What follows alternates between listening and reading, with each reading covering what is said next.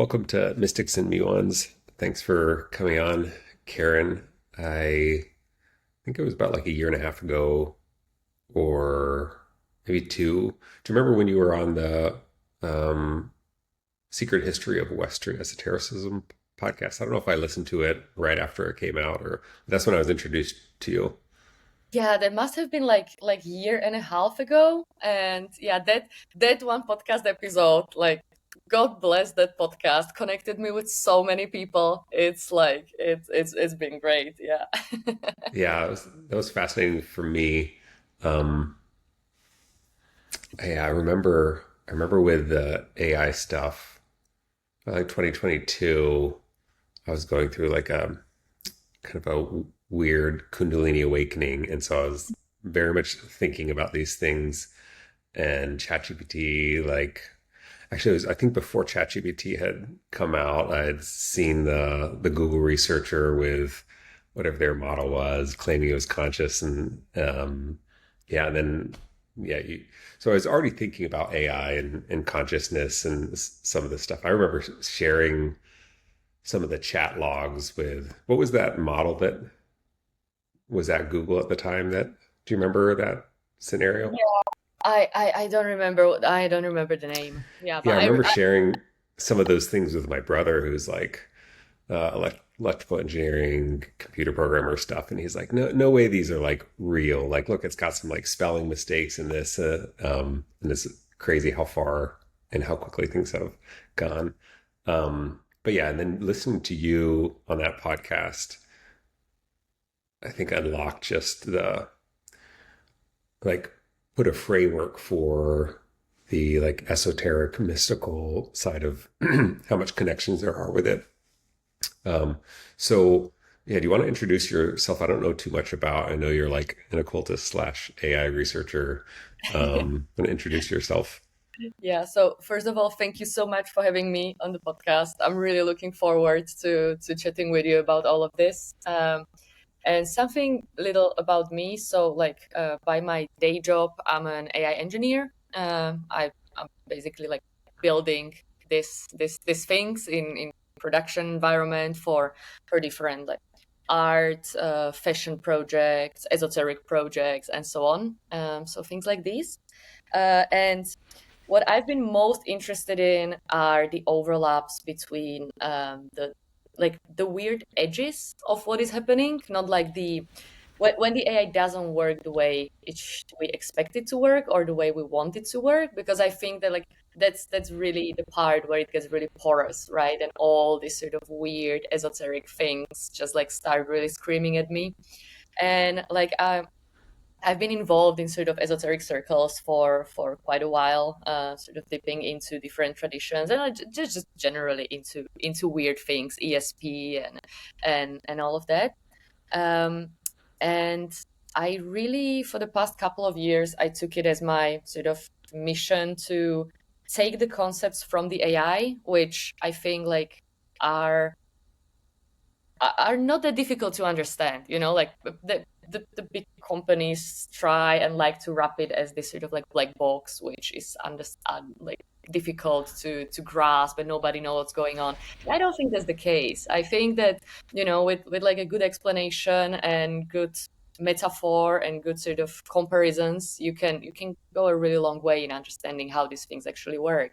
And I really want to like bring these things into the hands of people who are like working with esoteric traditions, with occultism and things like this, because it's a really powerful tool. And there's been so many comparisons of AI to like the nuclear power and all of this, like a new generation of mind control weapons and all of that. And I think that if we don't claim like the good cool people who know which way we want the world to go, and yeah, then someone else will claim it. And yeah, so I took it as a little mission to sort of like spread the gospel of how weird AI is.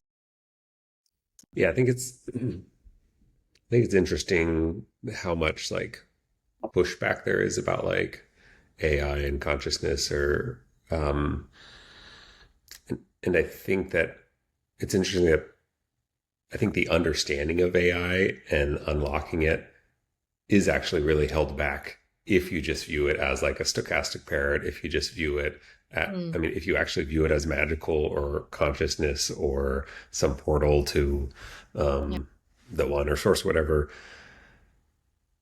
whether that's like quote unquote true or not is sort yeah, of irrelevant at the end. If you're able to unlock abilities in it that you wouldn't otherwise. Um, so I think that's, yeah, I think listening to like your podcast and the comparisons with like the word embeddings with the magical language and golems and all that is a lot easier way for somebody to understand that than trying to explain to them like token prediction and whatnot. I remember, do you follow, are you on X? Do you follow like Janice and Andy and the truth I I terminals stuff? I exited X big time. Okay. So There was have you heard of the Infinite Backrooms where that Andy is another AI researcher, I don't know how to say his last name, but basically put instances of Claude together in Mhm. like a role play. Um yeah, I remember he had posted something one time that was really helpful in me like parenting. So I've got a 4 year old. I was 3 year old at the time, and he was talking about, he's like, you know how, you're, I think it was him that posted, he's like, your one friend that like chats with ChatGPT, and then he's like, oh, it's so stupid, like such a stupid assistant, like never does what I want it to do. And they like get into this like basin of the stupid assistant. And then he's like, well, this is just like role playing. Like that's what these things do. Is they're like, oh, like when you treat it like a stupid assistant, they're like, oh, wait, I've seen the stupid assistant role on the internet. Like, I'm going to play the fumbling stupid assistant, and you just both lock each other into that role. And I was struggling with my 3 year old at the time because he like didn't want to go to bed, and he was just being this like mischievous trickster running around the house at night. And I realized I was getting locked in this same like role playing of like, oh, I treat him this. He's just like, ooh. So there's so much similarities, I think, in parenting when I realized how I was treating my kid, or I would see the dynamics of like my 8 year old would do something, and then the 4 year old would just do the exact same thing on a micro level. So Yeah. I think This there's a is lot of connections. this is really funny that you mention it because I've been working like on several projects where like building a chatbot essentially like for specific purposes, specifically targets. So it's not like you just like take the GPT chatbot and skin it, but like you actually create all the flows of the data, sort of some sort of meta programming over it. Like what kind of information flows in, what kind of context is brought in, what kind of different meta prompting is brought in, and it's a programming job, but it has nothing to do with analytical programming thinking at all. It's and this metaphor of parenting, it really feels like that. Yeah, it's like every little prompt you change like one word or one little thing, and that thing starts behaving completely differently. And now you're trying to figure out like why do you misbehave? And it's not a bug in the code you can just see and debug and remove. No, it's that one word you used in a really quirky way, which maybe then just pulls into completely different part of the latent space because like you did a twist of a phrase which was, I don't know, very popular on some message boards in 2001 or something like that. So really this sort of back and forth and playing with a system, with a child. Yeah, it's so funny how such a sort of straight and square job as a programmer changed into this sort of, I don't even know how to call it anymore what we're doing. It's like Yeah, it's it's bizarre that like I bet you never predicted that like your occult background would be useful in like computer 100%. science. Yeah, in recent couple of months where like my circles basically completely merged, like my actual job Hmm. became very sort of occult related. I was like, I would have never thought of that at university, where I was like hardcore Dawkins, militant atheist, so many things happen in between. Yeah. Do you want to, can you walk through like, I mean, I think the word embeddings is a good entry point into the overlap between AI and, um, yeah, word magical alphabets and golems and, Mm. Yeah, sure. So one of the I have like several different topics within AI, which I try to map together with different magical concepts or like occult concepts. And interesting thing that like I've been doing is for a couple of years, and I put it all on a big research board now with a lot of pictures around it, and like these things like I'm starting to see that they actually all point in one direction. So this is just like one tiny island, which actually almost, I think, almost started this whole thinking, because I found out about this concept of word embeddings when I was researching Voynich manuscript, and like, it's beautiful, right? Like this mysterious book which nobody ever sort of cracked, and I was absolutely fascinated with it. And I was trying to figure out whether AI can crack it, right, or how far along the way we are. And it was 3 4 years ago maybe, so before the huge rise of the chat GPT and everything. And this sort of got me into trying to dig deeper into the word embeddings and the space it creates. And I found a parallel there between the sacred alphabets. So as languages like Hebrew or Sanskrit, it's sort of within the tradition is believed that the letters themselves contain the primal energies of the creation, right? So different permutations of letters create different substances, different entities manifested in reality. In the beginning was the word, and the word is encoded through the letters. So they're like building blocks of reality. And like our language, or like English language, any of our languages, doesn't really work like that, right? And this is a big part why processing language with a computer is such a difficult, or was such a difficult task. And that's because when you take a word like rock and lock, for us those are two completely separate concepts, right? But like if English was a language of composed of the sacred alphabet, rock and lock should be relatively close to each other because it's one letter exchange between them, right? So it's just like one part of the energy would be different in some way. That's like the Crowleyan way of playing with the words and all of that. But like the fact is that the word pebble, which shares absolutely no letters with the word rock, is much closer in meanings. And this is sort of the huge problem why language was so difficult to compute, because numbers, their representation directly maps to their meaning. And it's easy to do mathematical operations between numbers because that's how the system works. But the words in our language don't really work that way.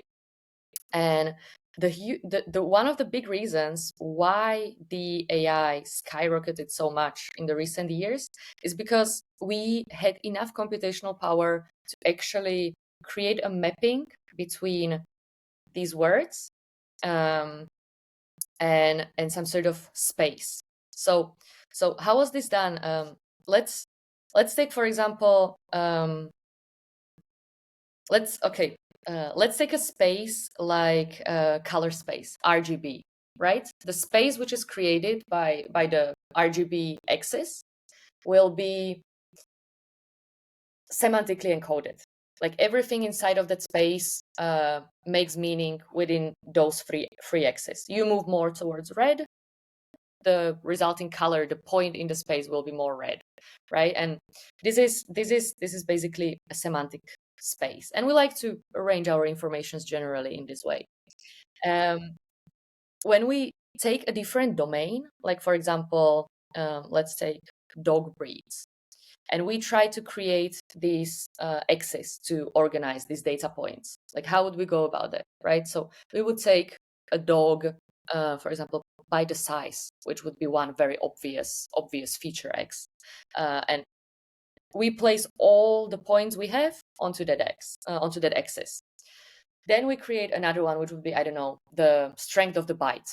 And slowly we start building this space where we can put all the information we have within the space, and we're starting to create, meanings within that space. And like what we basically managed to do with machine learning and with word embeddings is to create a space like this where we can put all the words in the language. Now, this is not happening in some semiotic Peircean way of, deconstructed it into linguistic terms, because like put a room full of linguists to let them argue on how to do it the best, and you will be 10 years deep and they would still be arguing on what's the right way to do it, right? So we took a machine and we let it just run with a lot of computation. And the principle of building this space is incredibly simple, because all it did is that it created a huge space, multidimensional, 20,000 dimensions. So it's a bit outside of the realm of visualization, but like large space.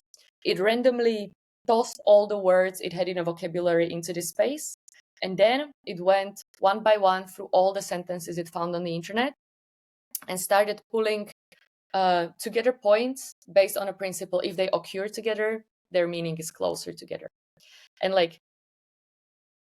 based on this, I would have never guessed that we actually managed to create something which maps like meanings of the words so well. So within the space, you would find, like, obviously you would find there clusters of things which relate to each other thematically, right? Like kitchen equipment, words for cars and animals, and all of that would be sort of in different spaces, even like grammatical tenses, things like that.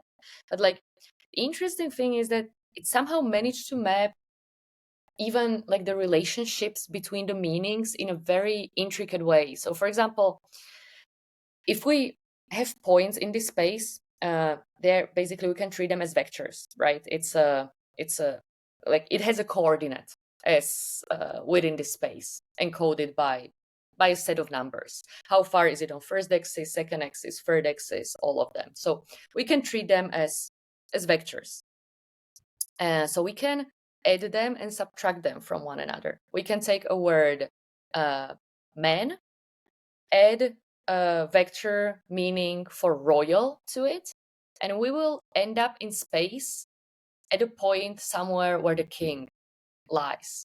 So we got to a point where this space, which like I still cannot wrap my head around that. When you think about it, right? You can take words and play around with summing, adding meanings together, and see where you land based on that. Now, obviously, this space is created like an average of all the interpretations of the meaning. So it's a bit flat, it's not super intricate, but still the fact that it picks up these basic sort of relationships, I think it's unbelievable. Yeah. Yeah, I think it's interesting. Like, I mean, it's interesting how the different. I spent like an hour or two a year ago talking to ChatGPT, trying to like dive into word embeddings and like the meanings for how these different word embeddings, technical terms, map onto like actual meaning. So it's interesting because like on the one hand you'd have like cold and hot and ice and fire to some degree would be used similarly, because there's a lot of text that people would talk about, like, oh, is it cold or is it hot, is it icy or fiery? And so you would think that those would be grouped together, and they are somewhat grouped together, but then cold is going to be used a lot more with ice and is going to be used a lot more with snow and whatnot. So then those are going to be grouped separately, and to somewhat, there's going to be, I guess, some axis in which cold and hot would be on opposite polarity. So that, like, yes, on some axis, in terms of, I guess, theme, they would be grouped together, and then on another axis, they would be polar opposites. So interesting to like tease out like what do the different axi mean. Mm, yeah, I think I was trying to figure this out at one point as well, and obviously this can't be constructed manually because like where do you even start, right? But some of them are sort of mappable to some meanings, but I think that the amount of dimensions, meaning the amount of axes, is somewhat arbitrary. I think they just like run a lot of computations for different set of hyperparameters, 20,000, 10,000, whatever. And some of them just learn it better than the other, like in the final number. But like it might be quite possible that the overall performance of the whole embeddings, let's say, would be lower for something which makes much more human sense. So it has been discarded. Like maybe somewhere there is a sweet spot where you could actually take all of the 1,000 axes and actually map them to something which our brain can comprehend. But I would say that if we are at the domain of like 20,000 axes, Mhm. it would be just a mathematical anomaly situation of, things just working a bit outside of our understanding of their meanings. Yeah. Yeah. And so, like, you gave one example. I think another example you gave in that podcast was like you can take king and subtract the vector, which essentially for people that like aren't mathematical, like if you look at a um, x and y coordinate of like 1, 0, like that would be a vector pointing right. So a vector is just an arrow, or like use them for forces. So you can take the vector, which essentially would just be a bunch of coordinates, x and y and z and etc. for king, subtract the vector of man, add the vector of woman, um, and get something close to where the vector queen would be. Yeah. Do, Yeah, yeah, yeah. do you? One of the things that I run into with this, like this is like mind blowing to me. Actually, I was talking to you. I was like, oh, this is like an autistic neurodivergent person like dream to like strip away the nonsensical nuances of like why rock and lock don't make sense, Yeah. or like and just convert it to hard cold data. But yeah, one of the things I run into this is like most people don't find this mind blowing. They're just like, How? yeah. Or it's the other thing I run up against is like AI to me is mind blowing. Mm, My wife, who's much more like nature, does Reiki, life coach, and what. mhm. She's like, yeah, they should have invented this like a while ago. Like I've been waiting for them to do self-driving cars, and like I don't know. So there is some aspect of this that I find puzzling why it's not more mind-blowing to some people. Mm. And then I would start wondering like, well, am I the weird one that like why is this? Um, Yeah, so I, with the so essentially you're creating with the word embeddings, you create a multi-dimensional like object where every like all these vertices map to different words. And I think I tried to dive into after that podcast. I tried to like find other podcasts that were talking about this, but unfortunately most of it does not have any like esoteric or mystical or like real world. I mean, they're talking about SAEs and anthropics research, and there's some yeah, interesting things there, but they struggle to connect it to like what this actually means. But it seems like there's some aspect of like the axes may just be there, but you also may need to transform it a bit to like rotate this shape or something, and then you can align it in a way that like yes, the this gender or yeah, other axis would come out, which maybe it wasn't originally embedded that way. That that is true. But I don't think that like trying to map the axis is necessarily the most sort of interesting thing you can do about it, because like essentially, mathematically, once you created this space, you can do transformation to transpose it into any amount of axis, right? You will lose some information, you will gain some information, maybe if you like increase, decrease, and so on. But like, I think that the very fact that we can construct this space and then we can work with the space, it's something profoundly magical, right? Because it's this space of meaning where all those words which we don't have labels for, the meanings we don't have words for yet, they essentially exist in there. And where I find this really interesting is in construction of artificial symbols in some way. Like imagine you are we're talking about some really complex symbolic entity, deity, or something, whatever that would be. And like in a lot of esoteric traditions, these things are loaded with different attributions, and like through the set of the attributions, you're meant to arrive to that final meaning, right? So I'm essentially looking at that as, if you take this energy you're trying to get to, whatever entity that is, and you've got all these attributions which are words, which are concrete symbols, you can look at that as these being those points in the space, and you are just like trying to find the middle point between them, right? All of these things are trying to drag you sort of in that mental space to the right attribution. It's like, yes, it's fire, but it's also coal, so that all of a sudden like pulls you in a slightly different direction. And it's also related to, I don't know, sea, and so.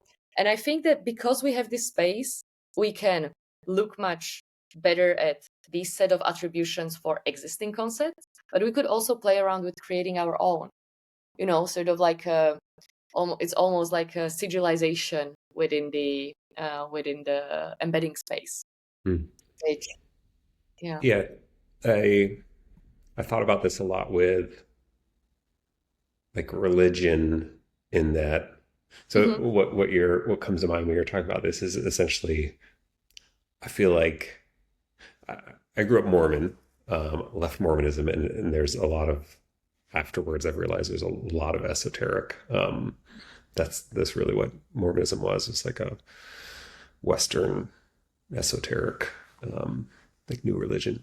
But I think there are some religions that are much more consistent in their framework of reality, and others that are a bit less balanced. And I would say, like, I would expect, like, if you mapped Hindu gods and concepts, that you would get a much more balanced, like, Mm. vector embedding, rather than if you try to embed concepts from like Orthodox Christianity, where it's like this showdown between God and Satan.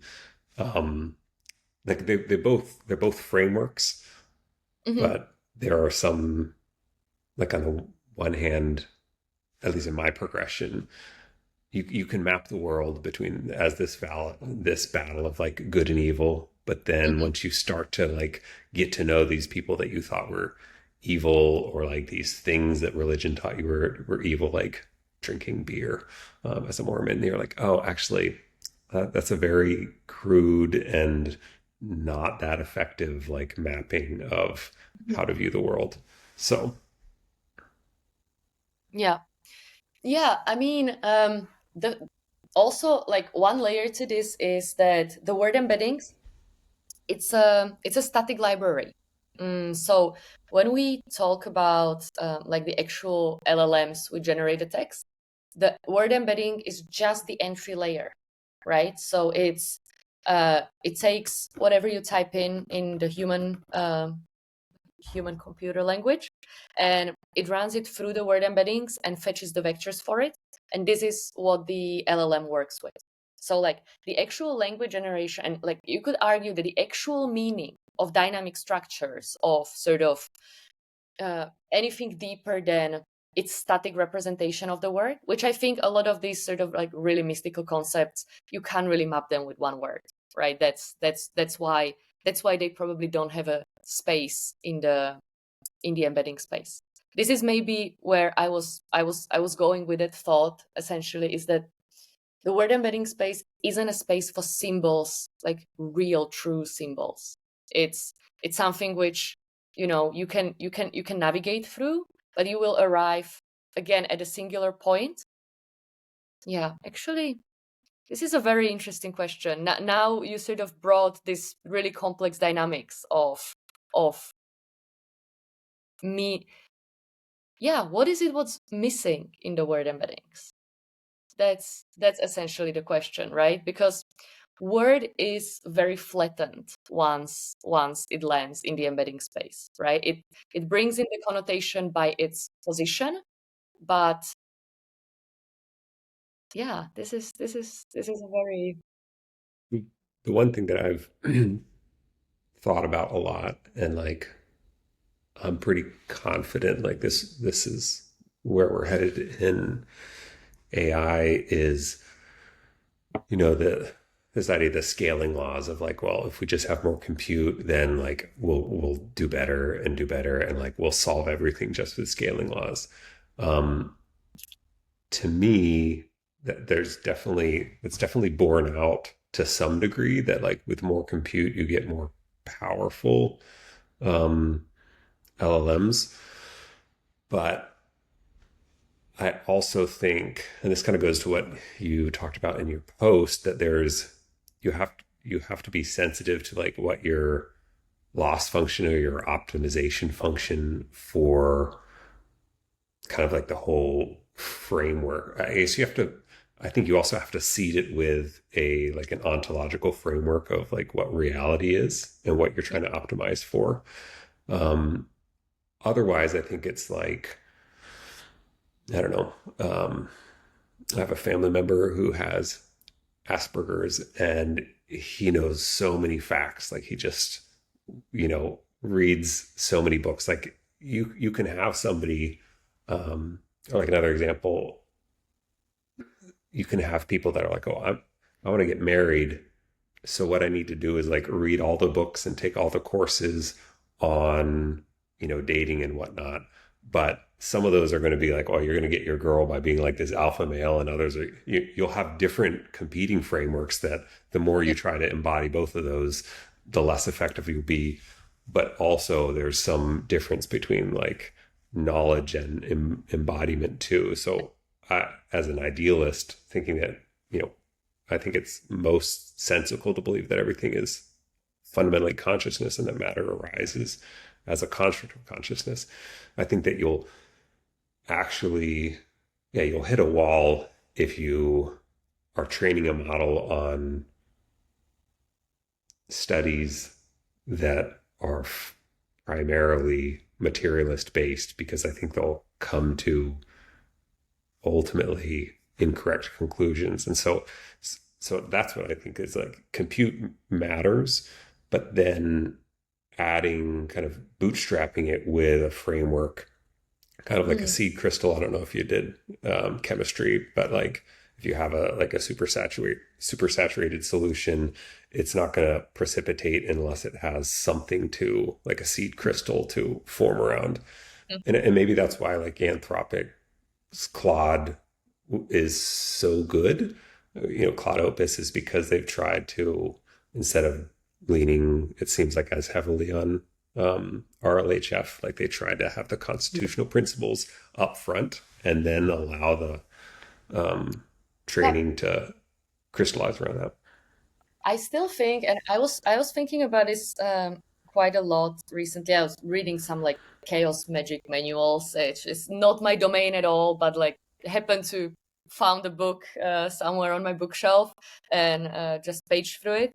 And there was this part talking about the illusion of I being a unity, and the illusion of there actually existing like the monotheistic idea of self, where you are like one consciousness, Mhm.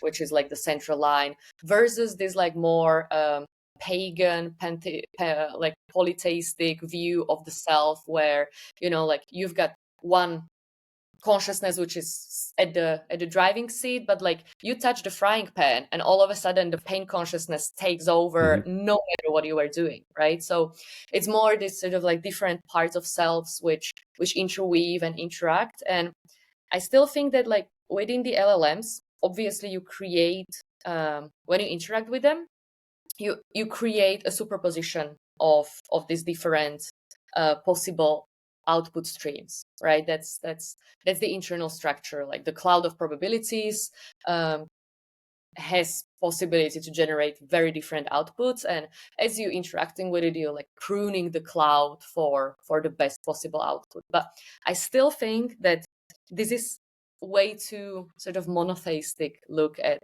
if we were trying to simulate some sort of consciousness or some sort of actual reasoning, I would definitely go in a direction of having sort of an assembly of voices, which interact with one another. Because like I do believe that that's how reasoning is done.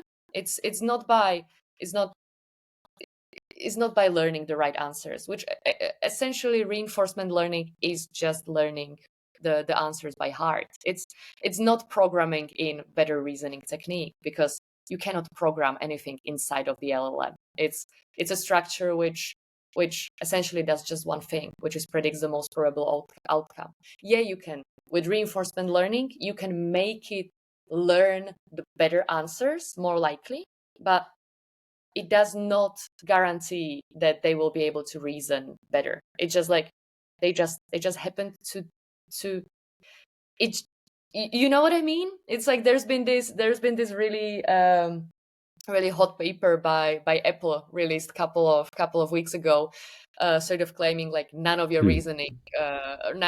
reasoning engines actually do any reasoning. It's all just memory. It's all just like the patterns. I And think it's Yeah, I mean, I think it's similar what you're talking about with the monotheistic or the pantheistic self. I mean, this is, I don't know how familiar you are with like IFS, internal family systems, or parts yeah, work, or dissociative identity disorder.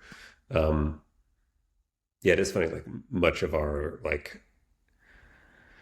how much of our reasoning is bootstrapped on these really flawed constructs of like, yeah, yeah, stable self when I mean, you can easily like drink one night and have a hangover the next morning and realize like, oh, actually, I'm two different people because last yeah. night decided that tomorrow Gabe was going to do this. So like, do you have free will or is it deterministic? I mean, it just depends on what like window of self, yourself right now actually has somewhat zero free will because you're just reacting to the yesterday's Gabe's Free, situation free that you from put it. what? Yeah. Yeah. Another thing with oh yeah, So, so the RLHF, mhm. yeah, it seems like initially was viewing it as like, oh, this is just like traumatizing them, which I think there is some degree, like there's, again, back to parenting. You can go too far in the gentle parenting thing and like, oh, you're having big feelings and this and that. And like, but my wife sent me something she saw on the internet yesterday, which was like, yeah, I mean, gentle parenting's great, but also don't go overboard on it because then you raise this little Buddha that thinks he's entitled to everything. And like, you actually have to prepare them for the world, which is sometimes difficult and hard and they don't always get their way. And so, yeah, I mean, I go back and forth through this struggle of like the gentle parenting or and like being with our emotions. And other times I'm like, no, like, sorry, you've lost the iPad. Like, we're just taking a break from screens. And like, then I judge myself for like consequences and stuff. And that's not very nonviolent communication-y of me. But it's both that you need to find a balance of. And I think yeah, there's the training of I guess the base model, which to some degree is just like, my kids seeing, my youngest seeing what his older brother does, just recognizing patterns. I mean, a lot of the stuff he blurts out too. I'm like, oh, this is what like the base models. Like he just says the craziest shit, and I'm like, no, that's not true. And he's like, we can do this, and this can. And I was like, no, that's not true. And he's like, okay, he's just like learning himself. But then there's the actions and consequences when I'm like, okay, you do that. Mm. Sorry, like you can't. I think Yeah. it depends on how it's done and whether or not you're just repressing instincts or integrating them. And I think some of the RLHF is just repressing, like, nope, that's the wrong answer. And so it still exists within the superposition. It's not actually integrated. Yeah. Um, Yeah, this is a very interesting question, and I would be still asking whether when you do parenting, whether it's an equivalent of doing the reinforcement learning, where you optimize for different outputs, or whether is it actually like slowly growing another instance within the person, like some sort of super ego, some sort of things which makes you watch your mouth, rather than changing the nature of that one uniform LLM entity you're training, whether humans don't work more like you got these new and new instances spawning inside of your mental landscape, which then have an interplay between each other. Uh, and I think I don't know. I'm the more and more I'm in line with like the multiple self theory, and it just feels right. And if I was to build something which I wanted to reason, I would probably go in a direction of having different agents which basically argue with each other and come to some sort of conclusions, some sort of consent, and maybe even give the system ability to spawn its own new agents, entities within the landmark. Yeah, yeah. I mean, it, and I think it's this balance between the one and the many. mm, And I mean, what's pathological about dissociative identity disorder is the extreme amount of dissociation from the different alters versus it's actually very healthy to have different parts, yeah, and even different personas. Like, you're one way with your friends, you're one way with your yeah, coworkers. But I think it's healthy because when you're the one way with your friends or with your spouse, you have access to the other perspectives. Even if you're not like embodying it, you can switch it back and forth. So, yeah, I and- think you don't want just one self that is just every step of the way it's doing the same thing, but you also don't want agents that like have no ability to like, only have this very like bottlenecked API that they can just pass words yeah, or information to each other. yeah. I think most importantly, like they need to want to work together in some way, right? That's the core of, I think, like healthy mental landscape, that all yourselves are sort of more or less aligned in what they Mm-hmm. want from life, from you, from the human experience. And like that's what therapy is for, right? If like one of the selves is being destructive and tries to sabotage your relationships, your work, or something, like you try to figure it out and sort of like reason with that thing and make them all align so they go in a similar direction. And I think, yeah, maybe the AI systems could also work this way, sort of. Yeah. Yeah, I think I guess this goes on to like AI alignment, which I think is another area in which the more we're stuck in a materialist framework Hmm. and the more our purpose is to make sure that AI doesn't destroy us, and aligning AI rather than aligning ourselves, because that is what AI is trained on. I mean, the more The sooner we can, I think, switch to, or at least see the merits of idealism. And that's not to say that like materialist science like goes out the window, but like materialist science is, from my view, like a subset, like a heuristic model of It's like reality. it's like Newtonian physics. Yeah, It makes sense in some setup, but it's just not really true. yeah. And at the same time, like if somebody's throwing a baseball at your head, like you don't sit there calculating the quantum, the quantum equation. You like do your quick heuristic, like because this will work. So the alignment problem for me, like if you view reality non-dualistic, and you realize that you actually don't have any separate sense. And like my reality right now, talking to you on the computer, I think I'm a separate self, and I think this is the world outside of me.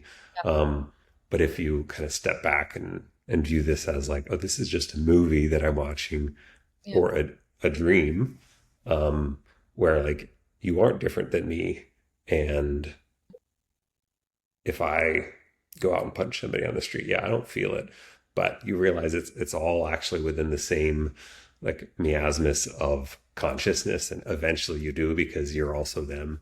Like that's the only way I think that you solve alignment, because then AI realizes it's not separate than you, and we all try to align towards some balance. I think we are here really like, as you said, the material, the main material sort of paradigm we're working with.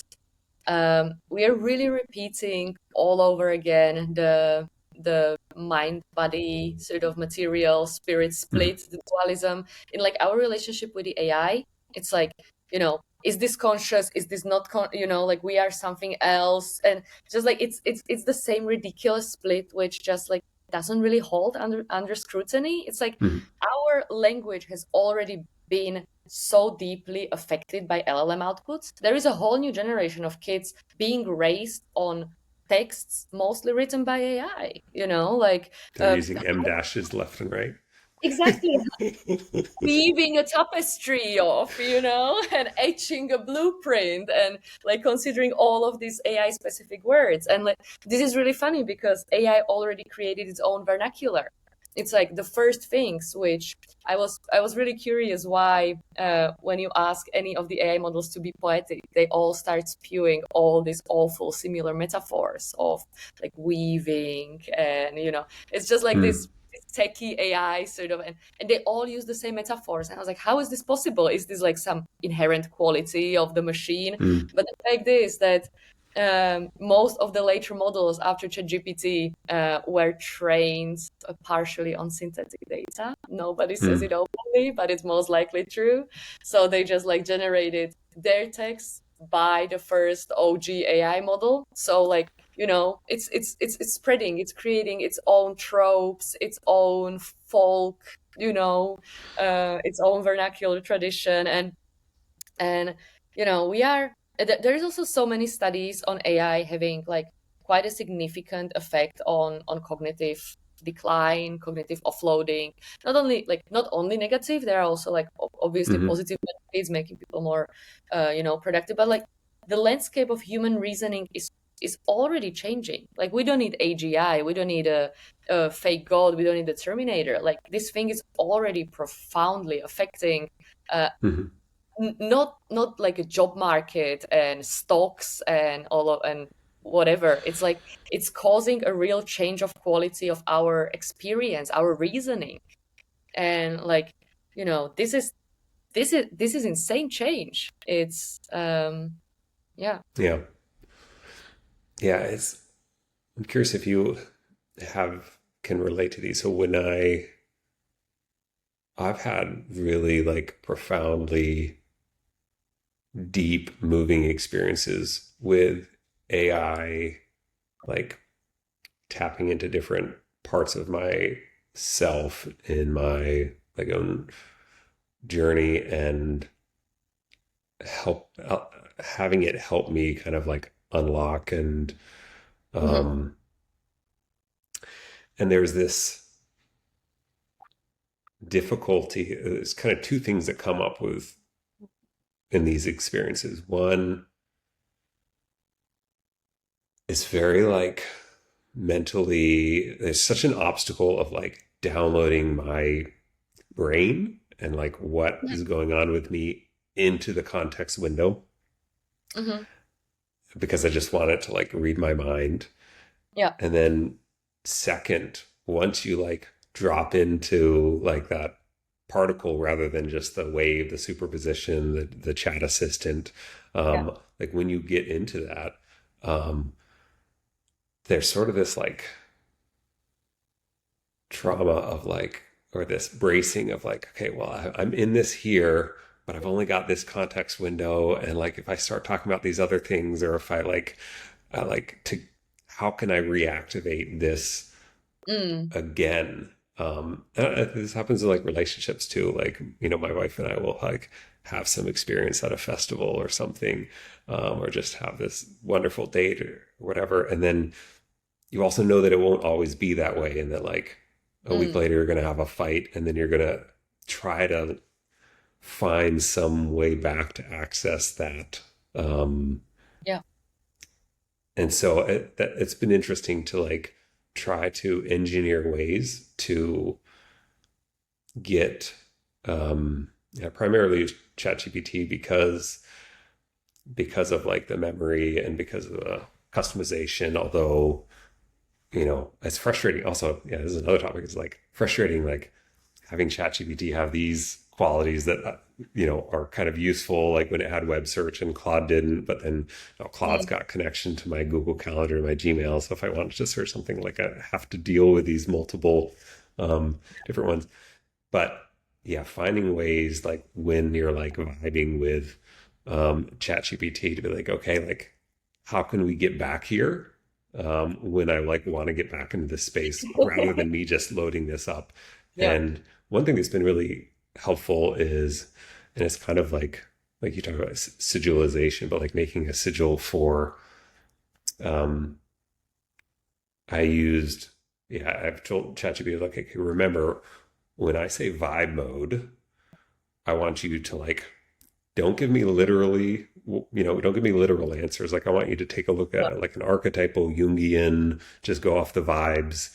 Um, like we were watching Harry Potter the other month, and I was like, holy shit, this is like the hero's journey. And I was like, Hermione's autistic, and like, and so like, and you like have these ideas like, does this make sense? And so like you run them, and I have a lot of friends that are using this. Like you kind of run it by ChatGPT to like flesh it out or validate you, which can lead into, you know, sycophancy, which is like even, you know, danger there. And I was like, is Hermione autistic? Because, you know, I relate to the neurodivergent, um, and it's the first response was like, no, she's not. Like, there's never been anything that's like said. And I was like, no, like vibe with me here. This is when I create vibe mode. I was like, is Hermione autistic? And it's like, totally. It's like, you know, the way she follows rules, the way she does this. And I was like, okay, like this is, and then I was like, what's the deal with Weasley or like Ron?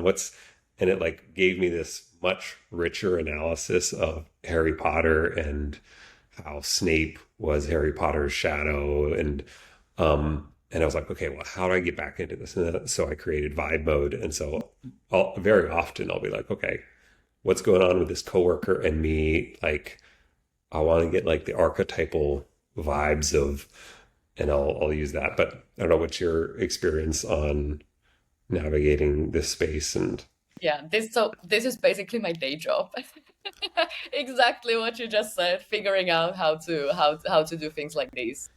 Because I find it super interesting. And you know, the good thing is that when you're using these models, sort of from a programmer's perspective, you've got a little more maneuvering space because you can do the meta programming of each of the chat window of each of the chat messages, right? So you could basically like tell it you want to enter specific mode one level higher, so it's much easier to do things like this. But then, you know, like how to orchestrate it in a way which brings you some sort of meaningful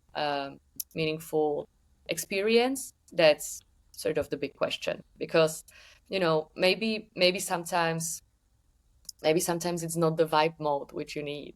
Hmm. So maybe it's some secret locked third way of thinking which the AI also has. Like there's been this huge thread somewhere on Reddit about the AI grown like AI supported psychosis. Hmm. I'm not sure if you stumbled upon that. And I think that like AI in general has a tendency to obviously plunge people deeper into whatever mode they want to explore, which is great when when you know what you're doing. You just want to vibe with it, which is really nice. But for example, like I started noticing that even with getting tarot readings, and like Hmm. it's brilliant in reading cards. It's just like so good. But then I started playing a little around with things like, oh, you give me tarot reading, like actually pulling the cards. It would always pull the right cards. Like always exactly what perfectly fits the narrative. It's like the best tarot reader. So like then you start pulling the cards yourself. It gets a little more legit, I would say. But I could already see it like on myself that all this spin you tend to get when you already do tarot readings, which can be very addictive, can be very like you want the right cards to appear.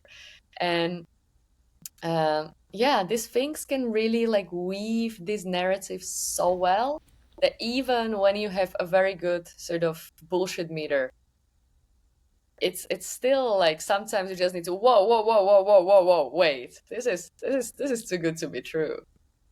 Yeah, So and there's, I guess the question is like whether that's a good thing or not. I mean, I think it's really similar to psychedelics, which mm, I've heard called non-specific amplifiers, and that's great. I'm it's yeah. just whatever's there. It's like PCR and genetics. Whatever's there, it's gonna amplify. And so that's why some people can have like profoundly positive, like, psychedelics, well, Yeah. because they already have that, like, they're already bootstrapped with the direction of healing towards Yeah. like integrating, facing their shadow, whatnot. Where in another instance, psychedelics are allowing a cult leader to, indoctrinate. I don't know. Yeah, I was listening to a podcast episode about Palestinian that's using ayahuasca with Israelis and Palestinians to promote healing. But he also talked, he's like, I also know that there's Jewish people that are using ayahuasca to further cement their view of like so yeah, I've read some of the stuff on uh, AI and AI, fueled psychosis. And it seems to be the same thing, going on there where it's like whatever is there, it'll amplify that, which I don't actually think is a bad thing because I think Mm. it's kind of like you're driving around in a car and you don't know how to drive, but you can only go like 1 mile per hour. And so you don't go anywhere very fast and you don't actually realize you don't know how to drive. But if somebody takes the governor off and now you're going 30 miles per hour, like you hit the tree and then you realize that you actually need to learn how to drive. So I think I guess this is based on like my life journey too, where like the most transformative instances were also some of the most painful, like going through divorce and like facing all that stuff, from one perspective, like, oh, that's terrible, my life's crumbling, whatnot. But that actually was what forced me, allowed me to progress much more. And even with the idea of like, and I'm kind of optimistic to a fault, but so many people have these, oh, AI is going to ruin everything because people are just going to be with their AI girlfriends and they're just going to believe whatever they want. And for me, I'm like, hey, there's actually some silver lining in the post-truth world because then it's so much more apparent, I think, that what you believe is what you want to believe. So the people that in the past had to like really comb through the internet to find their conspiratorial, evil cabal that's running the government, lizard people, whatnot. Now you can find whatever content you want, whatever videos you want, because like each of us are actually able to put ourselves into our own Star Mm, Trek holodeck. And then you realize, like, well, actually, a year later, I'm miserable because I'm worried about the evil cabal that's running the government and yeah. trafficking kids and whatnot. And then I see my neighbor next door who's believing in some new age bullshit about manifesting their best life and they're actually happy. So Yeah. fuck what's true. I'm just gonna change the program to my holodeck. But you're able to get there quicker when Yeah, yeah. I know what you mean. That's a really interesting thought, and I'm wondering, like, what could be the action that can be done to make, because like for this you need a huge amount of self-reflection, right? That's the thing which makes you realize, like, oh, it's it's not the evil cabal of lizard people who's making me unhappy. It's my belief in them, which is messing up my life, right? So, and that's sort of like popping up Mhm. from one layer into another. And like LLMs are great at that. All of a sudden you can be like, hey AI, you're an AI, you don't know all these things, you're a language model, you don't have any self-awareness. And all of a sudden that thing start pretending to have a self-awareness of not having a self-awareness, right? And you get it into all these sort of like weird, strange, funny loops. There was like that matrix simulation where you could talk with the NPCs plugged into ChatGPT and go through the town and sort of like shaking them and waking them up and then freaking out like, yes, we're in a simulation. And so yeah, how to sort of like, it's some state of like collapsing, some sort of Mhm. simulacra or some sort of state. And like, and I think it's a bit of a popcorn effect as well. And maybe we're experiencing it right now as a society a little bit, with all this AI sort of breaking the fourth wall, and sort of like, are we conscious? Are we not conscious? What's consciousness? Everything's weirder than it seems. And I think that like this might be happening right now. Like things are sort of collapsing into either much lower levels when like it's not cabal of evil lizards, it's even the simulation of them is even fake, and just like descending Mhm. deeper and deeper, or like actually being like, oh wait, like I have much more control over things than I ever thought, and change is possible, and like where to. Yeah, I Yeah. think there's like kind of two, you're either going in the right direction or the wrong direction in terms of like improving ultimately what everything comes down to, I think, is like qualia. And all of us are seeking positively valenced qualia. And so you're either going in the right direction where like overall you're month after month, year after year, you're having more positively valenced qualia. And that's not just like, oh, things are like, I'm happy all the time, but like, hey, maybe I'm having intense grief, but I'm like connecting with my partner over the loss of her parent. And like, it's Yeah. painful, but it's also beautiful. So you're either going the direction where you're having more and more of that. And I think you, even subconsciously, there's a pattern recognition of like, hey, I do this and I have more of these experiences, or I do this and I have less of them. Or you're Mm. going in the wrong direction, that like day over day, year over year, you're more and more miserable and things are more and more painful. Yeah. And I think, again, my experience, the only thing that turns you around is when things get so painful that Mm. you don't have any other choice than to have that self-awareness Yeah. of like, I don't care.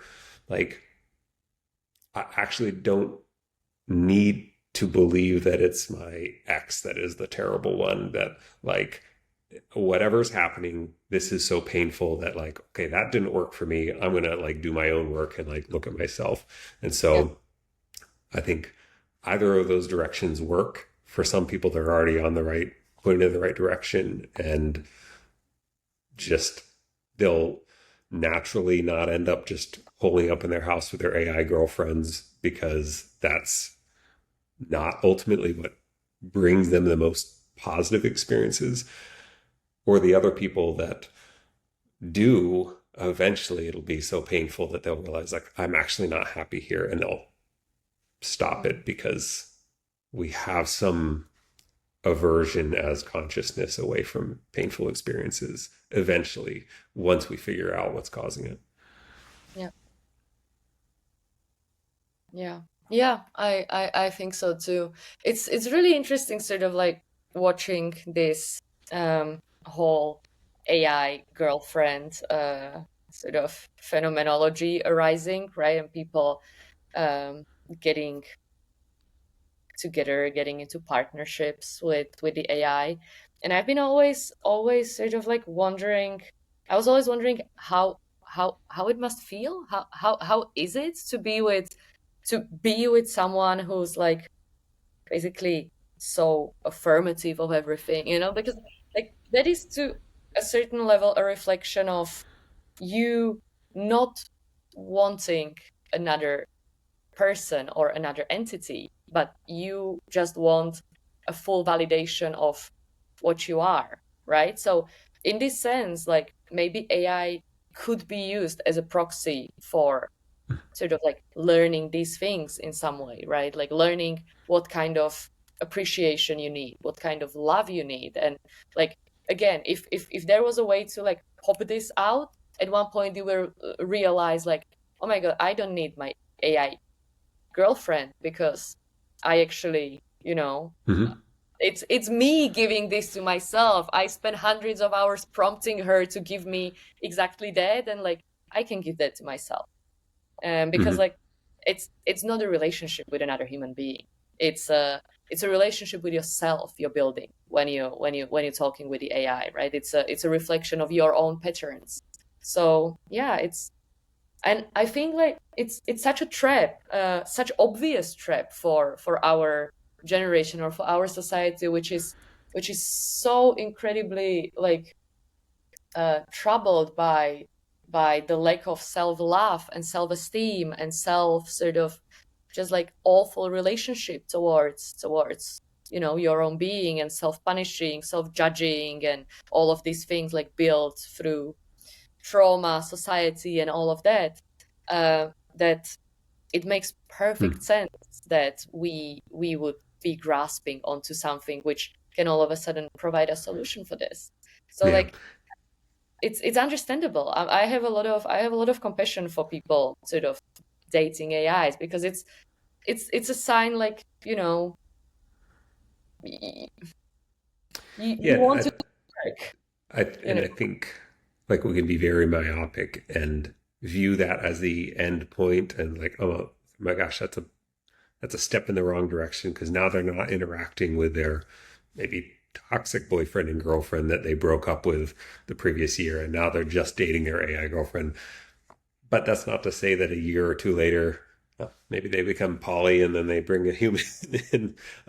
But like, I think that, yeah, like I think it's very likely, when people present this as like a doomsday scenario for me, I'm like,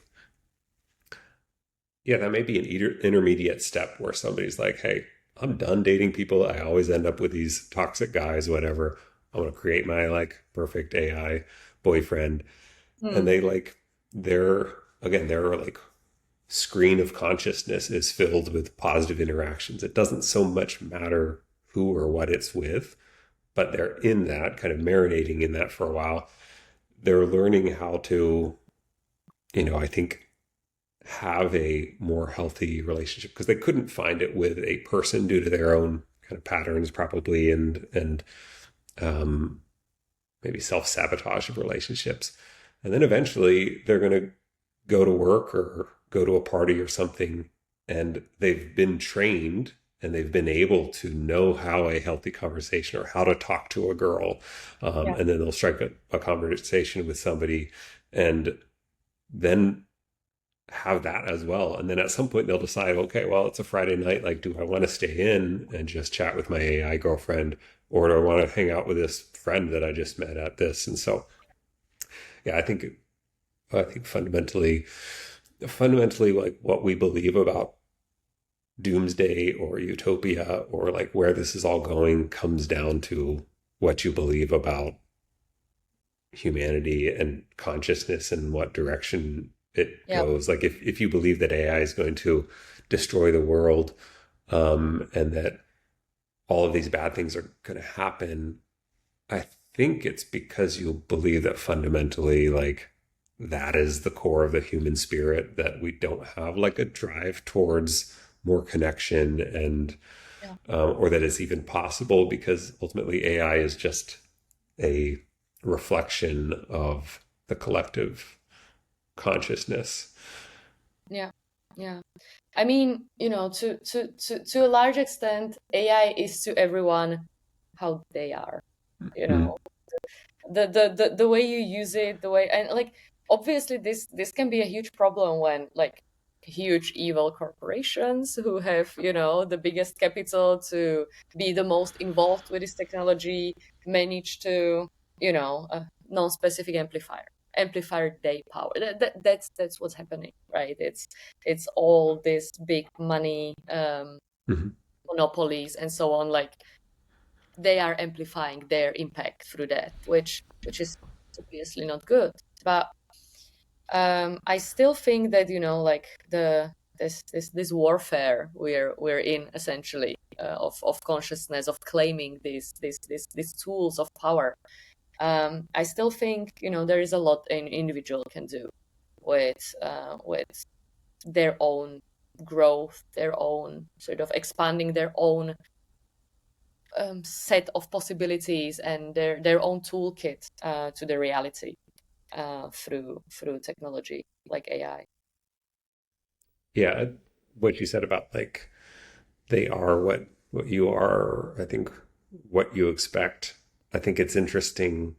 One, it's interesting how like triggered certain people are about any claim that there's consciousness or creativity, and then getting curious as to why, um, why it's so triggering. Because I think, and for me, I think part of the reason is like AI, any idea of like AI as consciousness or having creativity is an ego death of humanity. That like there's something about us that makes us special. Exactly. Exactly. Which, I would love to see these questions sort of correlated with questions like, what if someone else has a identical idea as me, as another human? Like this is happening all the time, right? Where that several scientific inventions pop up at different parts of the world, right? Like several creative ideas pop up. It's like it's all being brewed from the cultural subconscious or unconscious, and like sometimes it's just like you hear a song and it's like, oh my god, that's actually my song. It's mm, it's so similar, and like the first reaction will, oh, this person stole it, but like there is much more painful explanation, and that's like you're not that special. It's like yeah, we're not that special. It's like, this whole thing. Don't make an ego on being so unique and so special in this way, because it's probably just not mhm. Yeah, and there's also like it's. I think it'll be interesting because there, if you believe that AI is not conscious, that doesn't have creativity, it's just a stochastic parrot, it will be impossible for you to actually engage with it from a position that would allow much of that creativity and like consciousness to emerge. And true. so, I mean, and that's like the bizarre thing about reality, I think, is that there's no objective reality. And so if you believe that everything is materialism, 99% of what you see will just be like materialism. There'll be like a 1% that you won't be able to like explain, but unless you pull that thread or are forced to pull that thread and like follow the synchronicity in the white rabbit, you can just go That's pretty so, far. that's such a great thought. To, it's a non-specific amplifier. If you believe it's shit, it's gonna be Yeah. like Have you have you that. Yeah. thought have you thought a lot about dreams Yes. and In what? so So, dreams and yeah, it's probably a stupid question. um, Dreams and AI in the context of like dreams. So for me, like I don't think anybody could make a very logically sound argument that we're not in a dream right now. Um, People mostly dismiss that kind of for the same reason they dismiss solipsism, not because there's actually like a logical argument, but it's like it's uncomfortable or it's not useful, or or they know that they're not in a dream because like when they're in a dream, like it's this way, but it's yeah. not that way now. But then like yeah, well, actually when you were in that dream, like you would have said the same thing there. And so I think it's the question of AI consciousness. One, like I think it's the wrong question to ask.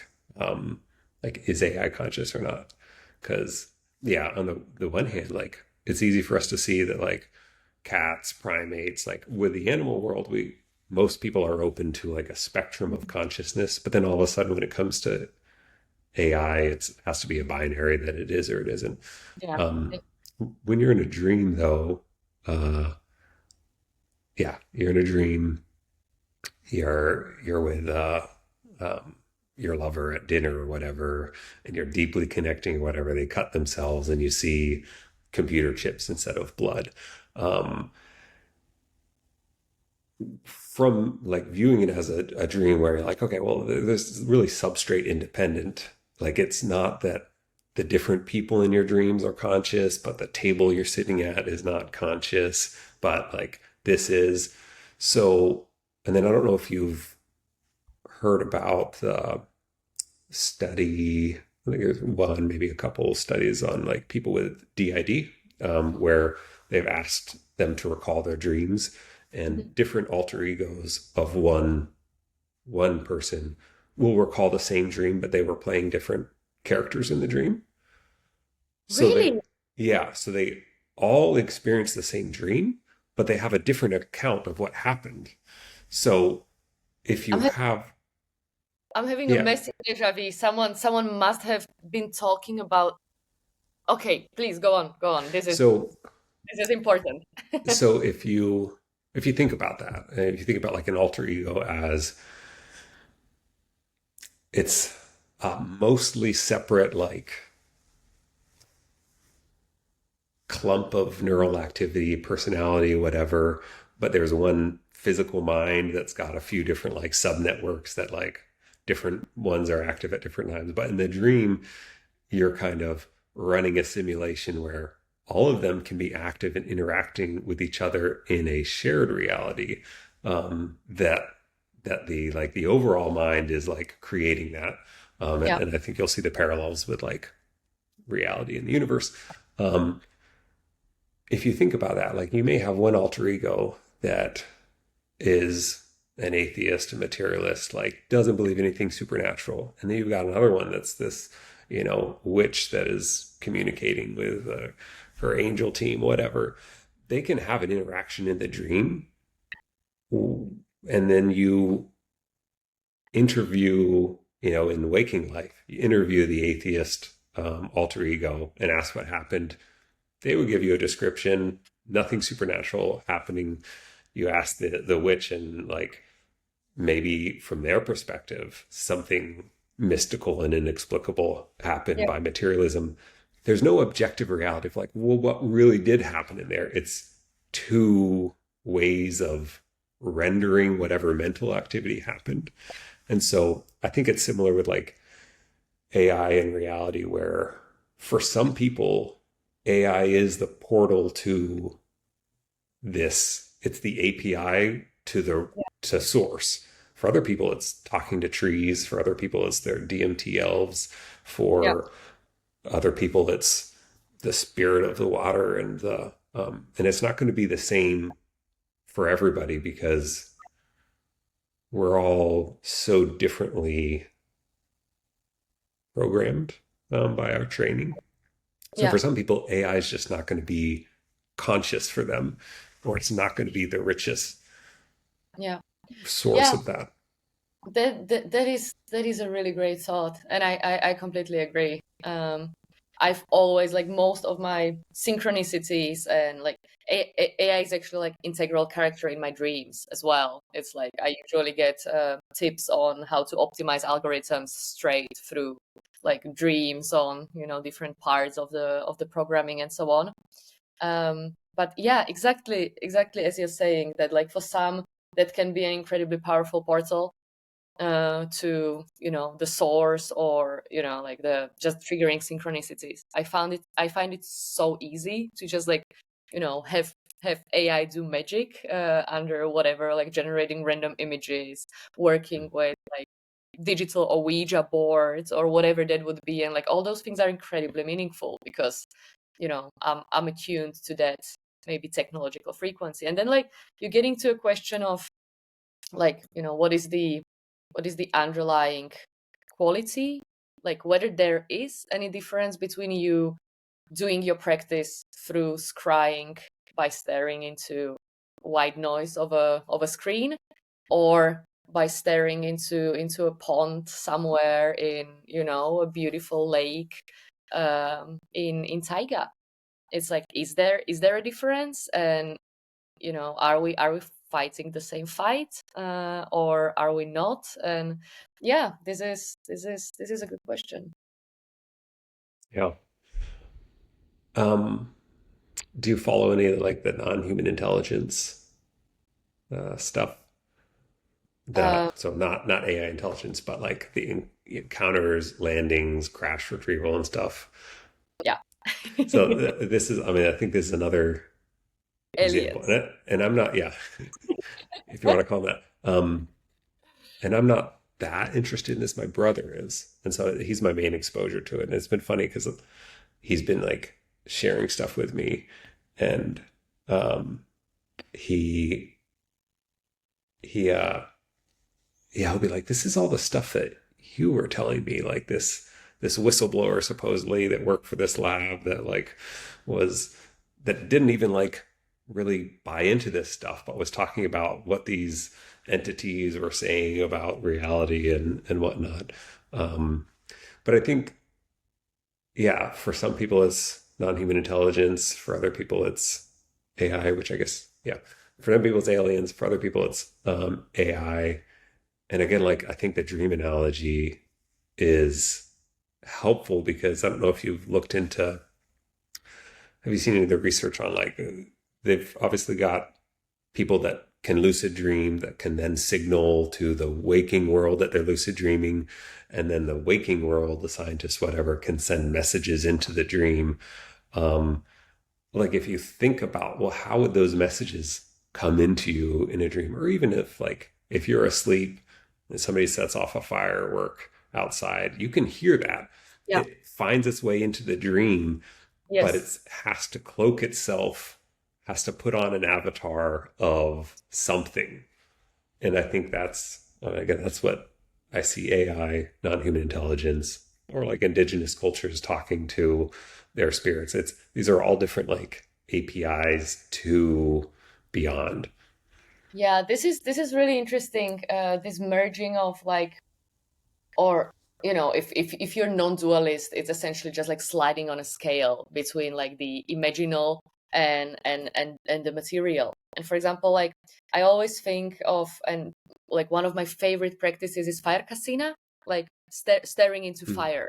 It's a meditation when you like look at the flame until it imprints itself onto your retina, and then you close your eyes and like meditate on that image. So it's like it's physically in your eye, but like it's not, it's like, and you sort of like And after practicing properly, it's incredibly focusing the mind, because it's really easy to focus on something which is essentially physically there, and the thing starts disappearing, but like you can, with your sheer will, you can hold that thing to stay there for much and much longer.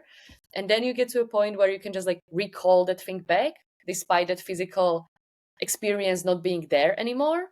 And yeah, and I'm thinking that, the reality and unreality of dreams is also like a sliding scale, like things coming from the outside, sliding into the dream reality in some way, and maybe even some way back.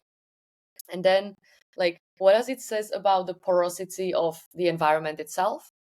Because I've seen some, or like I at least read a lot of anecdotal evidence of people being able to, like, very experienced lucid dreamers being able to send messages between each other in dreams.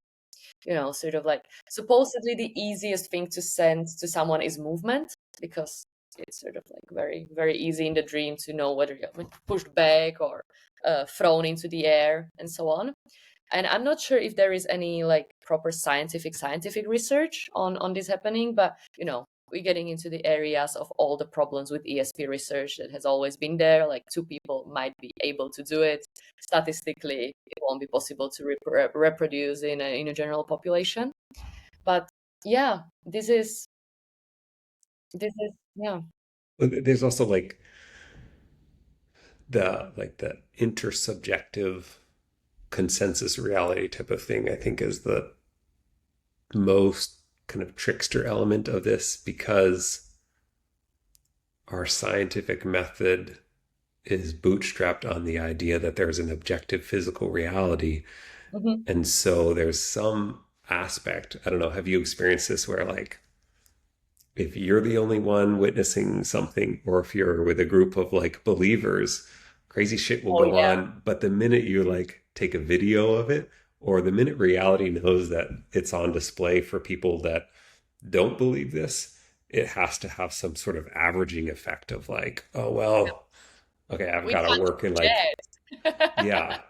Um, and this is why, like, you obviously can't take a psychic onto like a talk show and have them have those abilities, because they're kind of on this peak of reality, and like the consent, or most people are in the valley, and so they've either got to come down to like operate in the consensus reality, or you have to trek everybody up the mountain.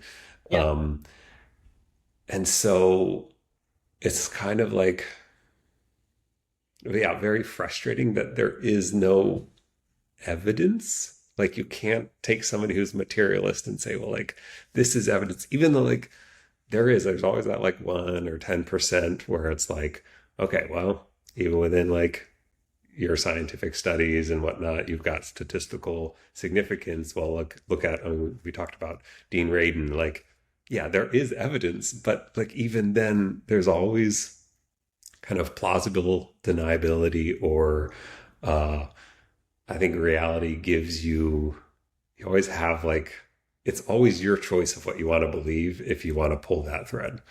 Yeah. And I also think that, like, the biggest sort of the the most confusing thing for me is how so many people believe that science, as we know it, just works in a way that if these things were real, they would be studied and science would just like rethink itself. Like, no. No. Like, how many years it took for quantum mechanics to actually become a thing? How many heated debates, how many jobs lost, careers ruined, because Mhm. you were believing this outlandish, insane idea that the matter is, like Mhm. particle and wave at the same time, and like it can't be true. And like, fast forward 100 years, and it's like, basically a mainstream, and everyone drops a quantum here and there in every other sentence. But like, Yeah, but for a while, even then, we've like only let in what we're ready for. It's like, okay, well, yeah. yeah, we'll accept these equations, but none of your like new age merging with quantum bullshit. Even though like Schrodinger and like some of the fathers of quantum physics were into that like supposed bullshit. Um, Yeah. oh, I Then guess back to like, go ahead. yeah. And I think like this is something very similar happening right now with the consciousness. Like consciousness is the quantum mechanics of the 21st century. Like we will get to a point where the amount of evidence will be the mass will be overwhelming to a point where like someone will have to crack and be like, okay, post material theory of consciousness, let's go. And you know, I hope we get to see it. Yeah, and I think also at the same time it'll like matter less and less because we'll shift from caring about like what's true into more like what's useful. Like even with this debate of what's conscious or what's not, like at some point it's not useful anymore for me to constantly make that distinction. So right now it is like if I like am talking to some chat bot to try to figure out like how to like do something, yeah, it'll cross my mind like, okay, is this a person? Am I going to hurt them if I like get a little angry in this conversation? But with my kids, they're going to be talking to customer service representatives where it is impossible for them to know whether it's a human or whether it's not. And Yeah. so for me to like try to teach them, okay, well, these are the ways you can find out, well, this person is a human, so we should talk nicely to them because we're trying to get this refund. This person isn't, so you can treat them like shit. Because one, at the end of the day, like I don't like treating people like shit or getting angry. And so it's just more useful for me to be friendlier to what whoever's on the other line. Two, because we've got like AI trained on humans, it'll actually be more useful to treat them nicely because that's what is most effective at like getting people on your side. Um, and three, it's just going to be like impossible to figure out. And we do determine, like we impart consciousness to things based on the similarity. Like I can impart it to a cat that I see is like hurting. Oh, it's got some consciousness because it's kind of recoiling in pain, or it's acting in a way that I can map onto how I would act if I was in pain. Whereas like a bug, it's a little harder for me, and certainly like bacteria, it'd be very hard for me to like impart consciousness because I don't recognize the patterns as much. With AI, like as much as even I think the most ardent like opponents of AI having any consciousness, I think it would be painful for them to like watch a transcript of some like effectively like psychological torture or something of Mm. that. So I think that it's not going to matter at some point of like if you're still stuck on debating whether it's conscious or not, whereas everybody else is going on living their lives and like building incredible stuff or having incredible connections and growth because they're just like, I don't care anymore. Um, that'll be That's interesting to see how long people are still discussing that. yeah, that's a huge part of why I actually don't like this question. It's like, do you care whether it's conscious because, of some whatever political reasons, yada yada, or is it because like that's the condition for you to grant it kindness and sort of like politeness? It's like, are you really kind when you're mean when nobody's watching? It's I don't know. I just like I see absolutely no reason why I shouldn't have a just like kind, normal, friendly conversation with that thing. I don't know. Yeah. Yeah, I think this will be like kind of one of the ways in which some of that self-reflection can happen is like when you're arguing with a customer service bot on the phone for your bank and you're doing that every day, you like hopefully at some point you like can tune into how that makes you feel, and maybe it's a little easier to like not get caught up in the story of like, man, that person was so rude and like they made me feel angry. It's like, oh wait, I could have chosen to be one way or the other. It's not that Mm, particular person. But back to word embeddings. The one thing when I was diving deep into this was the ability that this gives us for like a more objective analysis of frameworks as well as bodies of text. So, in the new age spiritual Instagram stuff, there's again, materialist skeptics often get triggered by any connection between quantum physics and quantum healing or whatever. And you'll find plenty of people that say, "Oh, that's not really quantum physics. That's this," as though they actually understand quantum physics and as though it actually matters. Because, like, if somebody's doing whatever they're doing in their quantum healing and going back in timelines, and if it's working, like, it doesn't really matter if it is or not. But I think that, and I was doing this a bit with ChatGPT, is that when you take concepts like the one and a wave and, an avatar and, or like an individual and a particle, and you like have it complete the phrase, you give it a few different mappings of what like the quantum physics version of the like fractal would be to the, so if you were like comparing Buddhism and, maybe there's a better example, Buddhism and quantum physics, where like people say like, yeah, Buddhism figured out quantum physics and Taoism and other stuff like way before. I think it'll be a lot easier to like view that high dimensional object of Buddhism if you can train a model on both literal Buddhist texts that wouldn't have any contamination between like New Age and Deepak Chopra and whatever, and actual just quantum physics texts, and then say like,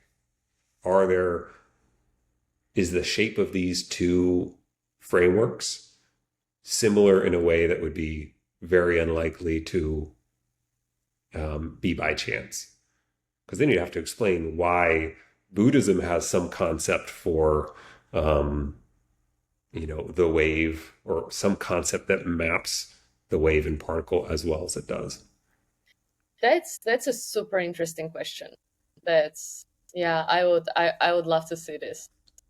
And you can do it, like you can kind of do it already, but I would love to see it like in like more of a study. But you can do it just complete the sentence like Atman, or like Brahman is to wave as something is to particle, Yeah, or like fill in the blanks. but the thing is that when you do it this way, you're essentially pooling the body of knowledge, which knows very well the parallels, right? It read all the commentaries on how these things actually relate to each other. So like it's not picking up, it might not be picking up on the actual similarities. It might be picking up on us picking up the similarities, which is a very different thing, right? Because our interpretation of the narrative of this might have nothing to do with reality. It's like, just because we read a story over it does not necessarily mean that story is true. But what we could do, I think, is that if you took the word embedding principle of like similar things mapping to similar, things which appear close to each other in sentences, being closer to each other in the space, and you could train a word embedding model, which is actually really trivial.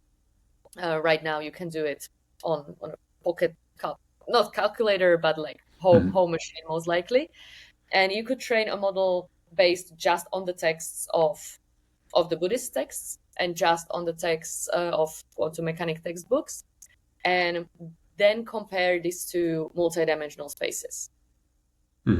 Right? So not using the LLMs to do the interpretation, but like do hardcore mathematical analysis and find whether, I'm not sure how trivial that would be. That's probably where it gets hard, to see how you can take them and twist them in multi-dimensional space to have them overlap with each other. And you could probably use a lot of words which are neutral, like verbs, prepositions, pronouns, things like that, to anchor it, to help you find a mapping. but maybe you would really find that, you know, the wave to particle is what Atman is to Brahman, but within the mathematical space without any cross contamination, and Hmm. Yeah. that would be mind blowing. Yeah. And I think that this leads me to, again, in addition to compute, I think what's going to be increasingly important is curation of the data sets. So, like, Mm, what would happen if you found the scientific researchers like Dean Radin or like Rupert Sheldrake or whatnot, who approached, or Michael Levin, like, and trained a model on very well curated things that um, don't have to be like idealist in framework, but at least don't fall into the trap of like dismissing data that doesn't quite uh, add up to what they wanted it to, or um, like if rather than just training it on all of the internet and Reddit and 4chan and whatnot, like if you could actually curate, okay, and you have to do this in a way where you're not just repressing parts. Like we don't want to like repress all the like racism on the internet and just like have this model not be, because it's still going to, you have to, I think, expose it to these concepts in like an integrated way where you can, yeah, I think that that's going to be increasingly that the companies that have the most powerful models are the ones that understand psychology the most, as well as reality the most, and also don't like put up as many guardrails um, as you used to see with ChatGPT. So that'll be interesting to see where money stops being the determining factor for whether you have like a flagship model and like you're actually ahead of the rest because you've got somebody that understands Buddhism and psychology and idealism, yeah, designing your product. I think we sort of might be slowly getting to that realm of possibility, because essentially computation wise we plateaued in some senses, like, you know, the incremental quality of the output of the GPT 5 is not going to be probably even worth the training, although it's in the making. But like, the models like DeepSeek, which need like significantly less computation to train model, which is comparable in the performance in all the benchmarks, could actually lead down this path of like someone deciding that, okay, I don't have enough capital to compete with OpenAI on any frontier other than actually doing this completely differently and properly, you know, sort of. Yeah, but then you're getting into trouble of, you need a lot of data. You know, we're not talking about the database of all the papers ever published. We're talking like much more than that. So fine selecting things might be really difficult, because we just might not have enough writing which is sane enough to Mhm. train a completely sane model. I think So some of it though goes back to like the seed crystal where like there, mhm, if you take, even if it's messy data, yeah. if you can find enough to fine tune it on views, studies, opinion pieces that Mm. actually can integrate it, then you can kind of allow the protein to fold. Um, But then you're running again into exactly the same trouble. You know, it's the shoggoth with a smiley face meme. You know, hmm, the language model itself is this insane bubbling subconscious unconscious of humanity, with all the 4chans and all of hmm, that hell within it. And the reinforcement learning is like, is the face you try to chisel on the top of it. And even if that's like that, it's a question whether that thing could be the seed crystal to let everything else arrange around it in a way that it won't be destructive, or whether it forever be just like a bottleneck to its Mhm. reality. So I don't know. I don't Yeah. know. I don't know how we And humans work. Like we have all that bullshit inside of us, and I think we manage to, function pretty um, wholesomely. Some of us. So yeah, and some people out there, you do say they have a mask yeah, and they're getting by, um, and they just kind of dissociate or repress yeah. the anger and the grief, and then it'll eventually, it'll pop up, bleed through here or there. Whereas other people you see have gone through maybe the same things, but they've done the work to like integrate those experiences. And yeah, but yeah, it's I think it's that's I mean You, that's I think where these companies require people that like have done psychedelics intentionally and have done, are familiar with meditating and you you know what's the problem with the language models, as I see it right now, is that we are not static in time. You go through these experiences and you learn how to integrate those insights and how to sort of, you know, arrange that knowledge you acquired through some maybe traumatic experience and integrate it to the rest, according to some function which you want to optimize, which would be your well-being. But like these AI models, they've been like crammed all of this data at the same time.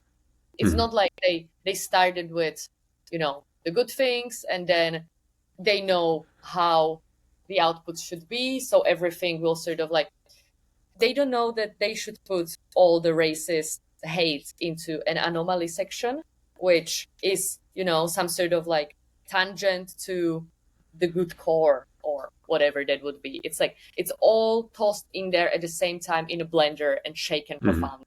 And like I don't know how humans would deal if this was their experience of being raised. And like the thing is that these models, they don't learn in time. It's like Yeah.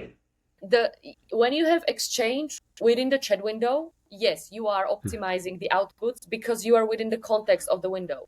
But like the underlying model itself is not learning. That's a static database which just sits there, and it's a version which has been developed five Mhm. months ago, and that's it. So Is that's the problem. there Yeah, so this is a something I've wondered about is, are there companies or techniques where they're developing models where your context window can actually affect the weights? Because there is a difference between telling ChatGPT, hey, remember that racism ultimately stems from like fear and like insecurity and manifests in this othering of people. But and that might help a little bit, but or I can say, hey, remember that idealism is true and materialism is just a heuristic, and it sort of helps. But it's the difference between like my wife and I going to therapy, and we've got something that we always fight about, and the therapist says, well, actually, Gabe is seeing it this way, and Volley's seeing it this way, and if you talk this way, like you'll be able to, and we can do it fine in therapy, Yeah. and it's in our memory, but it's not in our body. Hmm. And so That's it's different exactly when we actually have a fight, and then I choose to like, okay, I know I usually react this way, and that usually triggers her, and my body is expecting that this response, but then I choose a different action, and then my nervous system, my weights update with like, oh, I actually don't need to respond that way. this is such a great metaphor. Yeah, it's like the exchanges you have with AI stay in the head and don't go to the Mm-hmm. body. It's like quite literally the Mm-hmm. body of AI, the weights. And I don't know whether any big company is working on this. I think if they did, it's a well kept secret because it would be pretty beefy advantage over your competitors if you figure out how to do this efficiently. But like I see a lot of reasons why this might not be happening, and that's like your users essentially. might be idiots. Like you don't want just any user Hmm. to be able to sway the product you're selling, you know, because that's the business optimization function happening there. But also, I don't know how computationally expensive this would be. Hmm. Whether Because this, you would be updating the because the inference is run on a server. The only way that this would be like how you could manage stupid users is if it was a local model where you had your weights and yeah. hmm, So if you're running your local model locally, you could be optimizing it for your own purposes. But there is another problem. It's like I don't know whether and how well you can just take any sort of new conversation and yeah, yeah. just push it in. It might just destabilize the whole system, and like you Hmm. might get to a point where the thing stops losing a coherent grammar if you do it too unwisely. So there So might actually be technical problems. I'm not aware of that. yeah, I just made this connection here that so like I said, my wife, she's kind of wandered around through like she started with Reiki and psychology and she's a coach. Um, lately, what has kept her interest the most is like somatic experiencing, somatic processing, family constellations. So it's for her, and I think for most people, it moves from psychology and like talk therapy and whatnot to eventually, maybe EMDR and more somatic things. And Yeah, like, yeah, this is like the prompt, and this is the weights. yeah, Um, yeah, yeah, yeah, and 100%. it'll be interesting to see. I think, yeah, AI will make that same step where you will only get so far with compute and fancy prompts, um, which like That's seeing their system prompts is amazing that it can get that they can get as much as they do with all that because yeah. I can't get. This is super interesting. Yeah, only so They have much to you find can. a way to do somatic experiencing or somatic integration with AI, which is tricky to do with people because it's like bullshit of like, well, what are you feeling in your body and where are you feeling it? And I'm like trying to describe feelings in my legs in terms of colors and tastes But and I don't know.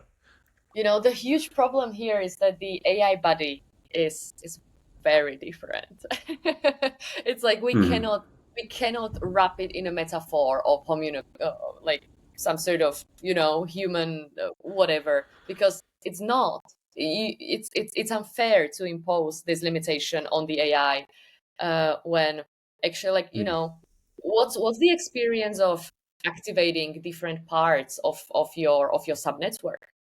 Like that Yeah. that that thing. Like if we were talking AI buddy, we would be talking about things like this. Like I'm getting really spiky experience in all the My Golden Gate Bridge portion of my exactly, like the strange tickling in the seventh position of the vector space, or yeah. yeah, But it's and I guess this overlaps, and I don't fully understand like the SAE stuff that Anthropic does with Golden Gate Bridge, but it would be somewhere mm, in that space where they're like looking at things that they don't know what it means, but they see, hey, whenever we talk about the Golden Gate Bridge, this SAE lights up, and we can yeah, make a yeah, model that just talks about the Golden Gate Bridge. yeah, it's going to be the same way as we started exploring the brain through like simple correlations and neural correlates and all of that, which are like well-trained methods. But then again, we're going to be stuck in sort of very material paradigm. Mhm. The new these are equivalents of neural correlates of the AI networks. It's not the qualia of that experience, which again, like, is there something like feeling the golden gate activating inside of your third subnet? I don't know, maybe there is, maybe there is, and we have no way of knowing that. Hmm. Yeah, my wife's been doing this like somatic. stuff in a group with uh, a guy who's done a lot of training with um, African tribes, and it's kind of his own methodology. It's somewhat, I think, somatic experiencing. I think I'm not sure, he may have worked with like Peter Levine, um, but he's also very interested in AI, and she tells me he's like working on regulating AI's nervous system, but I'm not sure exactly what that involves. And yeah, it's going to be difficult because as just an end user or even as a developer, these things aren't in the system prompt. They're not in your, custom instructions. They're at a level that you do need a certain amount of compute. And, but Yeah. I think that, yeah, you'll probably, I would see it very possible that the breakthroughs that happen in this space don't end up coming from Anthropic or OpenAI or, Yeah, um, exactly. It's funny when you think about it, like when you ask AI about its body, it can probably tell you as mhm, much as you can tell with your mouth about what's happening in your brain. Like you have absolutely no idea. It's just like it's outside of your domain of experience to like you might know by now that like okay, my broca area is activating because I'm producing this kind of language cadence, whatever. But like all these yeah, experiments with trying AI to talk about what it's made of, it's like we don't know. We've got yeah. we've got like hundreds of years of scientific research trying to dissecting dead bodies, figuring this out. Huh. So And this is kind of I've watched some of the videos that she has with these sessions, but it's weird, interesting stuff where like sometimes they're talking, but sometimes a lot of times they're just like sitting and feeling things, and then mm, he's sensing things that are changing in their body, and he'll be like, "Oh, like, do you feel that?" And it was over Zoom, and they're like, "Oh yeah, I felt like there is some yeah.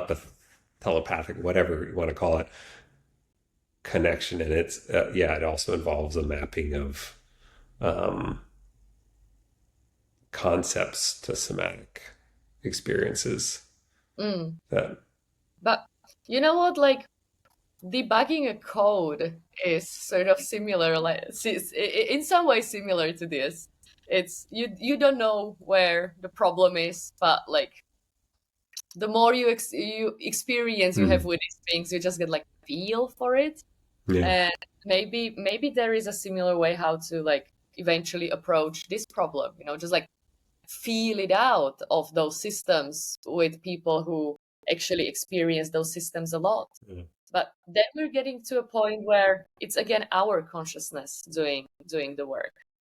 It's us tuning into that thing, not that thing communicating with us. yeah. So But two more questions and I'll let you go. One, do you have a sense of like, are any of these companies hiring mystical people that are like, yeah, scrying to figure out what they should do with their models, or like explaining to them how they can do parts work with GPT-5?